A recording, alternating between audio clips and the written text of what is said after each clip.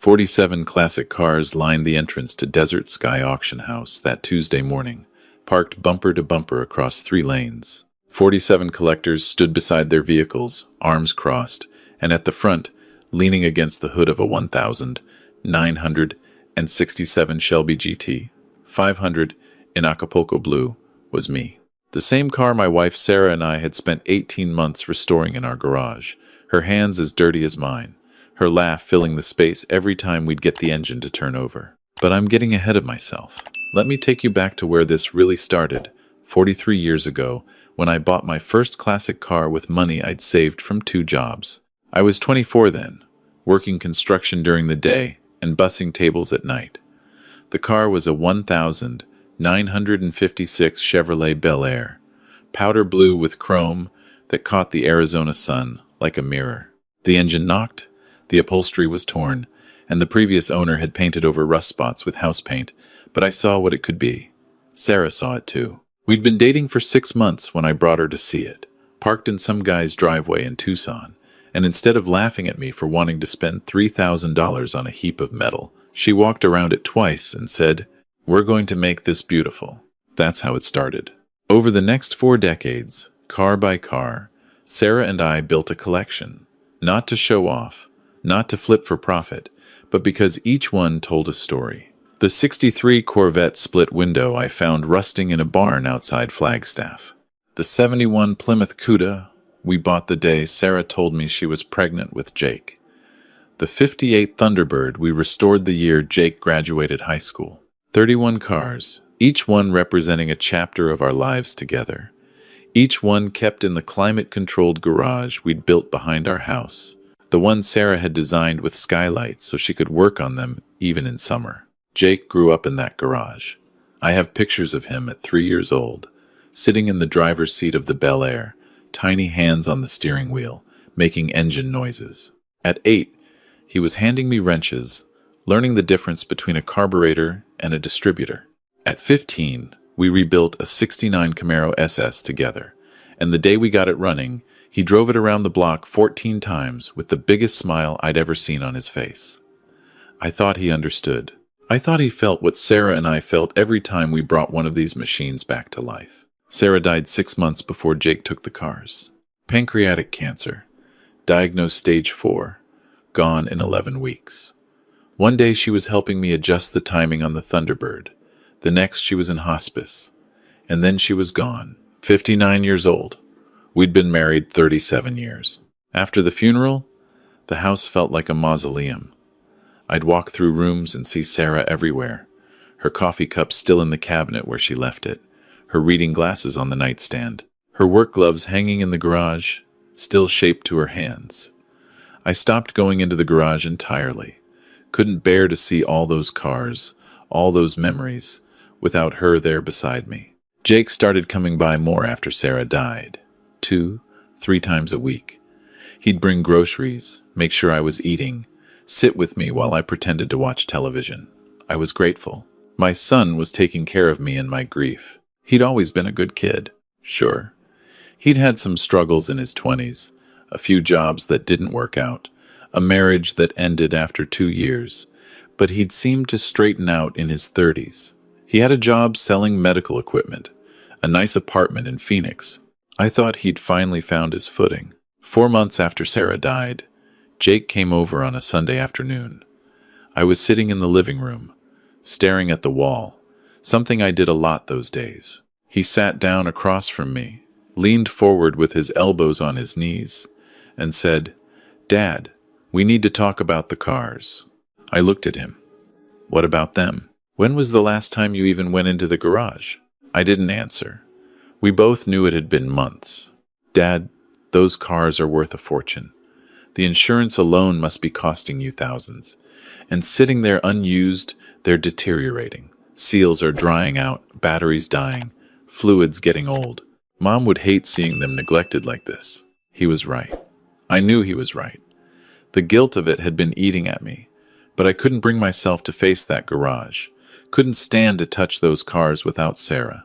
"I've been thinking," Jake continued, "what if I helped you manage them? Got them properly appraised?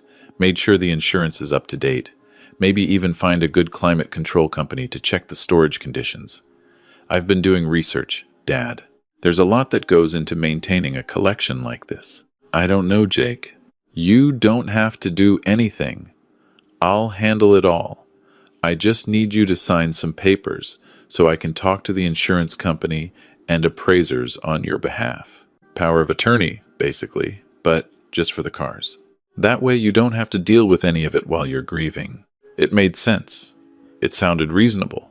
And I was so tired, so hollowed out by grief, that the idea of someone else handling things felt like relief. Okay, I said. If you think that's best. Jake had the papers the next day. He laid them out on the kitchen table, showed me where to sign. There were a lot of them, maybe 15 or 20 pages, and my eyes weren't great. And honestly, I didn't have the energy to read through legal language. This was my son, my only child, Sarah's boy. Of course I trusted him. I signed everything he pointed to. Thanks, Dad, he said, gathering up the papers. I'll take care of everything. You just focus on taking care of yourself. That was March. By May, I was starting to feel a little more like myself.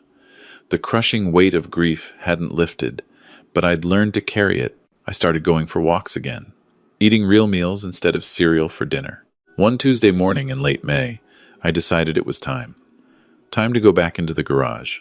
Time to face those cars and the memories they held. I walked across the backyard, keys in hand, the Arizona sun already hot at 8 in the morning. The garage was a separate building, 40 by 60 feet, with 3 bay doors and the skylights Sarah had insisted on. I put my key in the lock on the side door. It didn't turn. I tried again, thinking maybe the lock was stiff from months of disuse. Nothing. The key wouldn't even slide all the way in. I walked around to the bay doors, tried the remote opener. Nothing. Tried my backup keys. Nothing. My phone rang. Jake. Dad. Hey. Are you at the house? I'm in the backyard. Jake. Something's wrong with the garage. The locks won't work. Silence on the other end. Then, Dad, we need to talk. Can you come back inside? Jake. What's going on? Just come inside. I'm pulling up now. I walked back to the house, my stomach starting to twist. Jake's car was already in the driveway. He got out, wearing a suit, which was strange because it was a Tuesday and he never dressed up for work. He looked nervous. What's happening? I asked. We sat in the living room. Jake couldn't look at me directly. He kept staring at his hands. Dad, I changed the locks on the garage. Why would you do that? Because as of last week, the cars aren't yours anymore. They're mine. You transferred ownership to me 3 months ago. All 31 vehicles. It's all legal, all filed with the DMV. I felt like I'd been hit in the chest. What are you talking about? Those papers you signed. They weren't just power of attorney. They were transfer of ownership documents. The cars are mine now. Jake, no. You said those were for insurance. I know what I said. But Dad, I need these cars. I need to sell them. Sell them? I stood up. My hands were shaking. Jake, those are our cars. Those are your mother's cars. Every single one of them, she helped me restore. They're not just vehicles. They're our life together. Dad, sit down. I will not sit down. This is insane. You can't just take them. I already have. Legally, they're mine. I've got titles, transfer documents, everything properly filed. Why? The word came out broken. Why would you do this? Jake finally looked at me. His eyes were red. I'm in trouble, Dad. Serious trouble. I owe $340,000. The number didn't even make sense. What? How? Gambling. It started small. Online poker. Sports betting. Then I got in over my head. I borrowed from the wrong people. Dad, if I don't pay this back by the end of next month, I don't know what they'll do to me. So you steal from your own father? You take your mother's memory? I'm not stealing. It's legal. And Dad, these cars are worth way more than what I owe. I've already got buyers interested. A collection like this, properly auctioned, could bring in $2 million, maybe more. Jake, you can't do this. It's already done. He stood up. I'm sorry, Dad. I really am. But I don't have a choice. The auction is scheduled for June 15th at Desert Sky Auction House. You'll get a portion of the proceeds, I promise. After I pay my debts and auction fees, whatever's left, I'll split with you. I don't want money. I want my cars back. They're not your cars anymore. He walked toward the door. I'm sorry, but this is happening. After he left, I sat in that living room for 3 hours, trying to understand what had just happened. My son had tricked me. While I was drowning in grief over losing my wife, my own son had used my vulnerability to steal the one thing I had left of her. I called a lawyer that afternoon. Robert Chen, a guy I'd known for 20 years, had handled our will and estate planning. I drove to his office, brought every document I could find related to the cars. Robert spent 2 hours going through everything. Finally, he looked at me over his reading glasses. Marcus, I'm not going to sugarcoat this. The transfers are legal. You signed over ownership. The documents are properly notarized, filed with the state. Unless we can prove coercion, or that you weren't mentally competent when you signed, which would be very difficult given that you were functioning normally, and Jake has documented that he was helping you manage affairs after Sarah's death, I don't see a path to reverse this. So he just gets away with it? You could file a civil suit for fraud or undue influence, but that would take months, maybe years, and there's no guarantee you'd win. By then, the cars would be sold. I left his office feeling like I was drowning. I drove home, pulled into my driveway, and just sat there in my truck, staring at that garage I couldn't enter, thinking about all those cars I couldn't touch. Then I got angry, really angry. The kind of anger that clarifies everything. Jake thought he'd been clever. He thought that by making it legal, he'd backed me into a corner, but he'd forgotten something. Those cars weren't just mine. They belonged to a community. I'd been part of the classic car scene in Arizona for 43 years. I knew every serious collector from Phoenix to Tucson. Sarah and I had been members of the Southwest Classic Car Club for decades. We'd shown our cars at meets, helped other collectors track down parts, hosted garage tours. These weren't just my friends. They were family. I started making calls. First was Tom Rodriguez, president of the Southwest Classic Car Club. I'd known Tom for 30 years. We'd restored a '55 Chevy Nomad together in the 90s. Tom, I need help. I told him everything. When I finished, there was silence on the line. Then Tom said, "That kid of yours has some nerve. What do you need?" "I need noise. Jake's planning to auction the cars at Desert Sky on June 15th. If I can't stop it legally, maybe we can make it so embarrassing, so public, that the buyers back out or the auction house refuses to participate. Say no more. Let me make some calls." Next was Patricia Morrison, who owned the largest classic car restoration shop in Phoenix. She'd worked on at least a dozen of my cars over the years. "Patricia, it's Marcus Sullivan." "Marcus, how are you holding up?" "I heard about Sarah. I'm so sorry." I told her the story. When I got to the part about Jake claiming the cars while I was grieving Sarah, Patricia's voice went cold. "That's lower than low. What are you thinking?" "I need documentation. Any work you've done on my cars, any receipts, anything that shows my ownership history and investment. I want to show everyone exactly what Jake's trying to sell, and whose memories he's selling. I'll have everything ready by tomorrow." I called Michael Chang, who wrote for Classic Car magazine. Sarah and I had been featured in one of his articles 5 years ago, a spread about couples who restored cars together. "Michael, I've got a story for you, but I need you to run it before June 15th. I called every collector I knew. By that evening, I'd talked to 47 people. Every single one of them said the same thing. What do you need? The next 3 weeks were a blur. Robert Chen couldn't stop the auction, but he filed every motion he could think of to slow it down, to create public record of what was happening. Patricia Morrison compiled a dossier on every car in my collection, every hour of work, every dollar invested, going back decades. Michael Chang wrote an article titled "The Heartbreak Garage: How One Son's Greed Threatens a Legacy," and it went viral in the classic car community. But the real work happened in private. Tom Rodriguez coordinated with the other club members.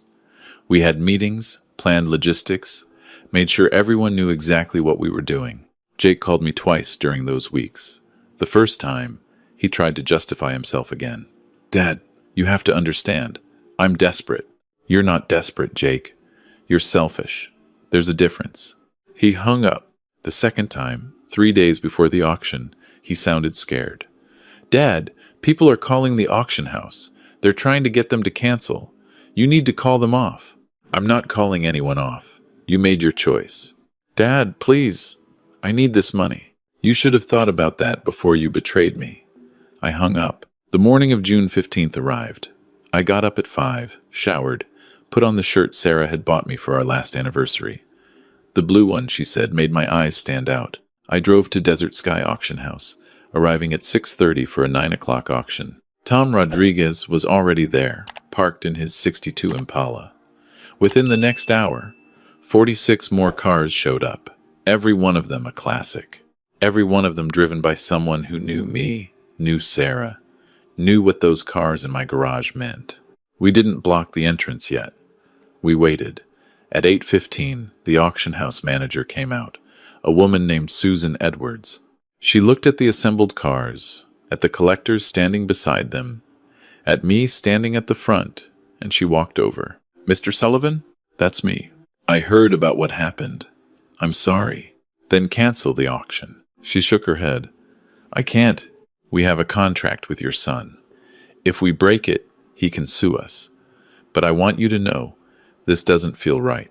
Then let me ask you something. When the buyers arrive, when they see 47 classic cars blocking your entrance, when they see 47 collectors willing to stand here all day in the June heat to make a point, do you think they're still going to want to participate in an auction that's gotten this controversial? Susan looked at the line of cars, at the people, at the signs some of them had started holding. Tom's Bakery had a sign that read, "Some things shouldn't be sold." Patricia Morrison's sign said, "Legacy over profit." Michael Chang was there with a photographer. "You've made your point," Susan said quietly, "but I still can't cancel it." "I understand. We'll just wait here then." At 8:45, Jake arrived. He got out of his car, saw the assembled crowd, and his face went pale. He walked toward me, weaving between the parked classics. "Dad, what are you doing?" "Standing up for what's mine. Those cars are legally mine."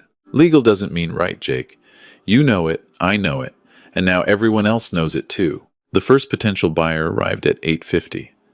A man in an expensive suit, driving a Mercedes. He pulled up, saw the crowd, saw the signs, saw Michael Chang's photographer snapping pictures, and drove away without getting out of his car. The second buyer arrived at 9. Same thing. He rolled down his window, asked what was happening, and when someone explained, he just shook his head and left.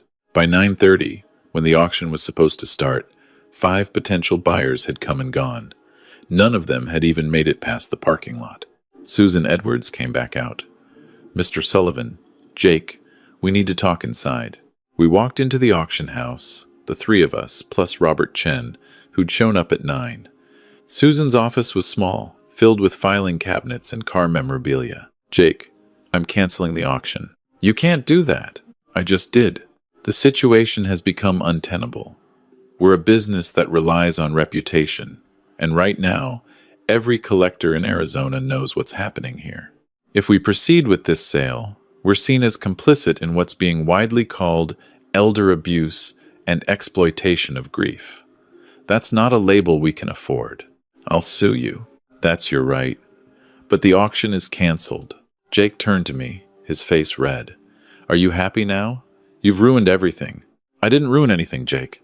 You did that yourself. I needed that money. Then you should have asked me for help. Not stolen from me. Not lied to me while your mother was barely in the ground." That stopped him. For a moment, he just stood there, and I saw something break in his face. Then he turned and walked out. The cars were still legally Jake's. Susan canceling the auction didn't change the paperwork, but it bought me time. Over the next week, Robert Chen went to work on a different angle. He discovered that when Jake had filed the transfer documents with the DMV, he'd made mistakes. In his rush to get everything processed, he'd only properly filed paperwork for 16 of the 31 cars. The other 15 were still titled in my name, still legally mine. "It's not everything," Robert said. But it's something I called Detective Sarah Mendoza with the Phoenix PD Fraud Division. I showed her everything, the documents I'd signed, the circumstances, Jake's admission that he'd misrepresented what I was signing. She listened, took notes, and finally said, "Mr. Sullivan, I think we have enough for fraud charges. Give me a few days." Jake was arrested on June 23rd. Fraud, forgery on the DMV documents for the 16 cars he'd improperly filed, and elder exploitation. The prosecution offered him a deal: return all 31 cars, plead guilty to fraud, get 3 years probation and mandatory gambling treatment, or go to trial and risk 5 years in prison. He took the deal. On July 2nd, I got a call from Robert Chen. "Marcus, the keys are ready. All 31 cars are back in your name. Jake's been ordered to transfer everything back and pay your legal fees." I drove to the courthouse, signed the papers, got my keys, and drove home. I stood in my driveway, holding those keys, staring at that garage. Finally, after all those months, I unlocked the door and walked inside. The cars were there, all 31 of them, exactly as Sarah and I had left them. I walked between them slowly, running my hand along the hood of the Bel Air. The Corvette, the Cuda, the Thunderbird, the Shelby. Each one a memory. Each one a piece of my life with Sarah. I sat down on the floor in front of the Shelby, the one we'd finished last, and I cried. Not just for what I'd almost lost, but for everything. For Sarah, for the son I thought I had versus the son who'd betrayed me, for the 43 years of work that had almost been auctioned off to strangers, but also for the 47 people who'd shown up, for Tom and Patricia and Michael and Susan and everyone else who'd stood with me, for a community that proved family isn't just blood. I visited Jake in jail a week later. He was being held while waiting for his plea hearing.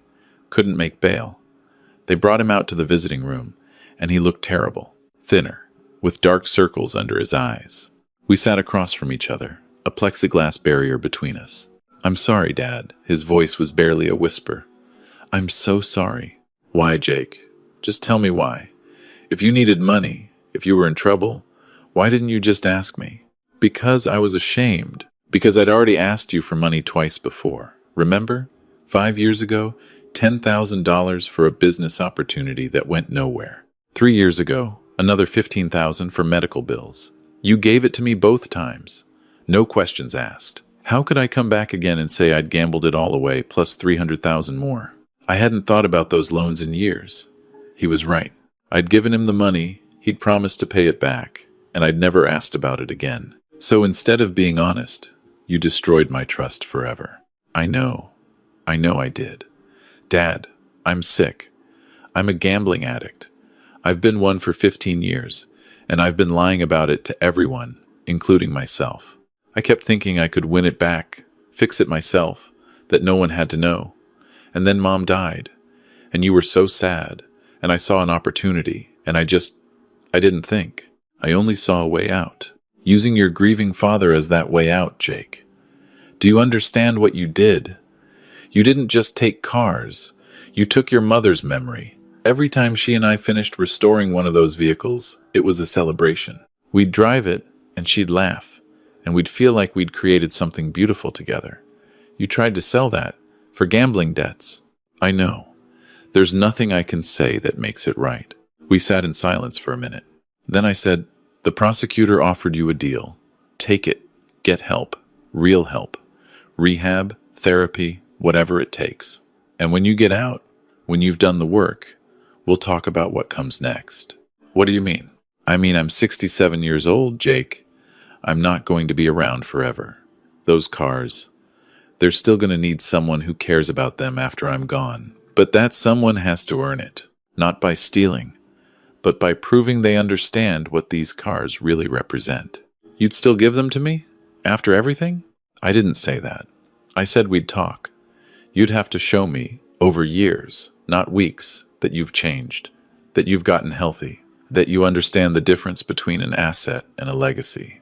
But yes, there's a path back. It's going to be a long one, and you might not make it, but it exists." Jake started crying. "I don't deserve that." "No, you don't. But your mother would want me to try. So I'm trying.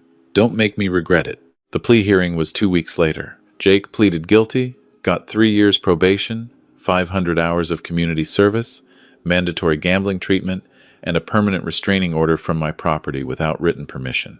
The judge was clear. Any violation of probation, any mistreatment session, and he'd serve the original 5-year sentence. That was 4 months ago now. Jake's been in treatment, living in a halfway house for gambling addicts, working a job at an auto parts store to pay off his debts in increments. He calls me once a week, short conversations, nothing deep. I don't know if he'll make it. I don't know if we'll ever have a real relationship again. But I do know this. I learned something about trust.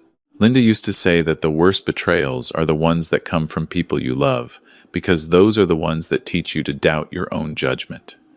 She was right. After Jake took the cars, I spent weeks wondering how I'd missed the signs, how I'd been so blind, whether I could trust my own instincts about people anymore. But here's what I figured out. Sitting in that garage, surrounded by Sarah's memory. Trust isn't about never being betrayed. It's about being willing to rebuild after betrayal, carefully, slowly, with eyes open. It's about knowing that some people will abuse that trust, but refusing to let that make you cynical about everyone. The 47 people who showed up at Desert Sky, they reminded me why trust matters. Tom Rodriguez didn't have to organize that protest. Patricia Morrison didn't have to compile those records. Michael Chang didn't have to write that article. They did it because over 43 years, Sarah and I had built relationships based on mutual respect and shared passion. We'd shown up for other people in the classic car community, and when I needed them, they showed up for me. That's what Jake didn't understand. He saw 31 cars and calculated their monetary value, but he missed everything else. The relationships those cars represented, the community they'd connected us to, the memories they held. He saw assets. He should have seen legacy. I'm in the garage most days now. I've started bringing the cars back to life, one by one. Last month, I got the Thunderbird running for the first time since Sarah died. I took it out on the highway, just drove for an hour with the windows down, and I could almost feel her in the passenger seat, laughing at me for taking too long to shift gears, pointing out roadside produce stands where we should stop. Next week, I'm meeting with the Southwest Classic Car Club about doing a memorial show in Sarah's honor. Tom thinks we can get 100 cars, maybe more. We'll raise money for pancreatic cancer research, and we'll celebrate everyone we've lost who loved these machines. As for Jake, I don't know what the future holds. Maybe he'll get clean, stay clean, rebuild himself into someone trustworthy. Maybe in 5 years or 10, we'll be back in this garage together, working on a car, and I'll know I can trust him with the keys. Or maybe this is as good as it gets. Weekly phone calls and a permanent distance between us. Either way, the cars are safe. The legacy is protected. And I'm still here, still breathing, still surrounded by 43 years of memories in steel and chrome and glass. That's enough. That has to be enough. Because in the end, it's not about the value of what you own. It's about the meaning of what you've built, the people you've built it with, and the community that stands beside you when someone tries to take it all away. That's the real treasure. That's what nobody can steal, no matter how official the paperwork looks.